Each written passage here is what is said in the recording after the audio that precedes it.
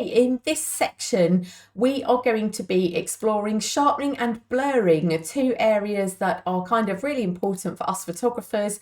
I know that I spend an awful lot of time sharpening up my less than perfect pictures or tidying up edges. And sometimes when you've maybe done a composite or you've created a multiple exposure, you might want to sharpen your edges or maybe blur out detail in the background that you didn't want as sharp as it came out. So this is a really useful set of tools.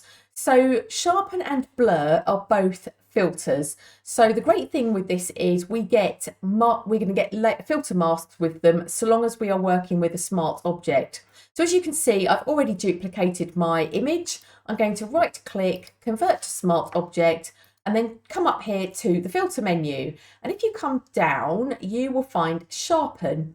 Now, there are 5 options here for sharpening. I'm not going to go through all of them. I'm going to explain the ones that are most useful to you as a photographer, the newer versions of sharpening.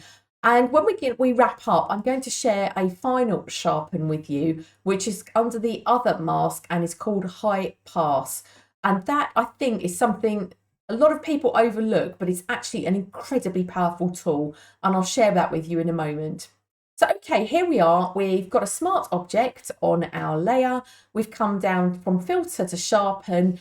Now, these sort of sharpen edges speak for themselves. It will sharpen the entire image, and that will sharpen the edges. It does as it says on the tin, but we have a much more powerful tool at our disposal with the Smart Sharpen. This is one of the newer tools, and this filter gives us a huge amount of control.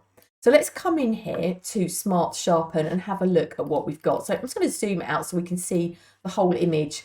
Now, when you apply your sharpen, you'll see what it's doing here, depending on how much power you have in your computer. It will also update the main image, but this tends to lag behind. So looking here is going to give you a better idea of the effect you're actually having. So over here in the Smart Sharpen panel, we have the main option I look at is remove what. What is the problem here? And you've got 3 options. So Gaussian blur, lens blur, motion blur.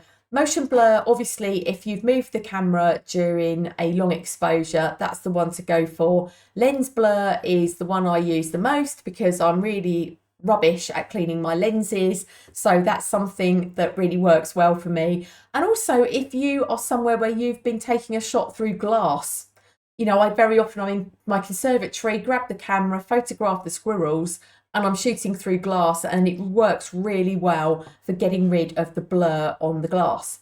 So I select my remove lens blur, and then what I tend to do is drag my sliders amount and radius right up to the top.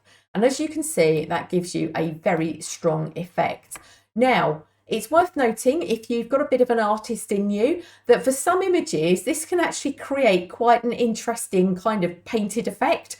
So you might want to come in here and play if you want to create some art. Actually, this might be a solution for you rather than using some of the artistic filters. So just to stop there and say that. Now, what I do if I'm just looking to sharpen is I would then pull my radius right down, bring that down first to something more sensible.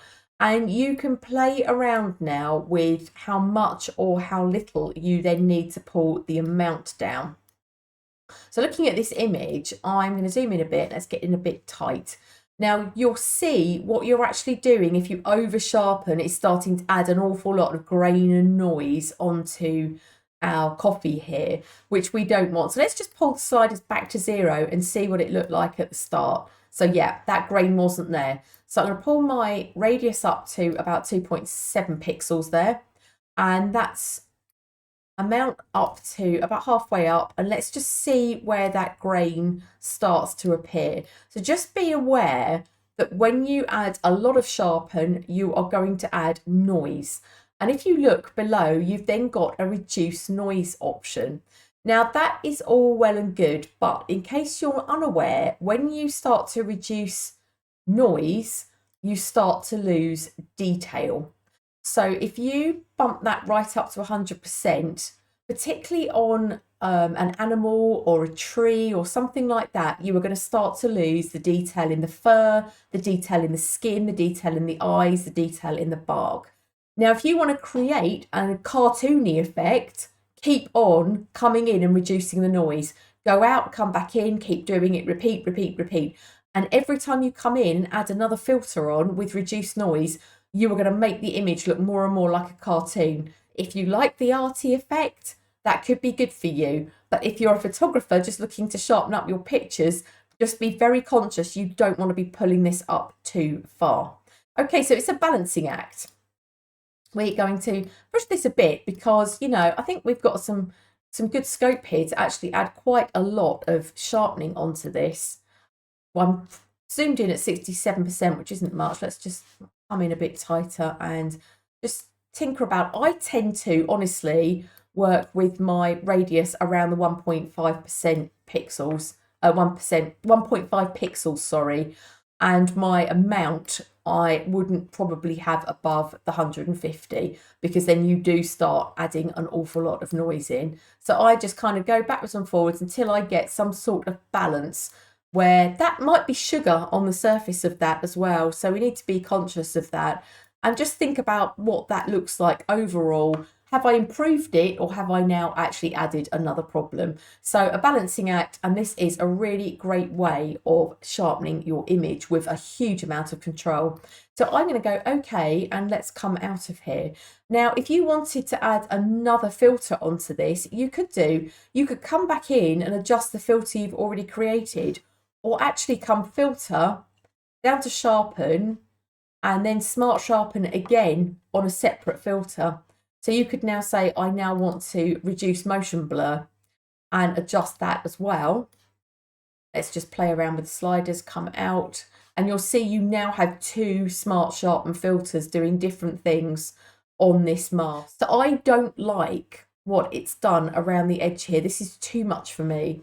I would be either going back in and turning one of these off and then the other one and seeing which one's causing it, or I would be using my mask to paint it out, because it's just too much. If you look at the image underneath, that is a lot smoother. We've added an awful lot of noise, in my view, around this edge. So when you're editing like this, you then have to think, well, have I sharpened up the cup in a way that I like? So let's have a look. That has given the cup a sharper edge. So I might leave that and now come onto the mask, and just as we did before, paint black on the mask to hide the detail that I don't like. You're going to be painting out anything that was on those filters that you didn't particularly like. So exactly the same thing, a mask on a filter is exactly the same as a mask on any other layer. You are painting out the filter. So any adjustments you made on the filter, you paint out with your brush. So I say I don't like that noise in the middle there either. So all I've done is paint it out with the filter, or the filter mask.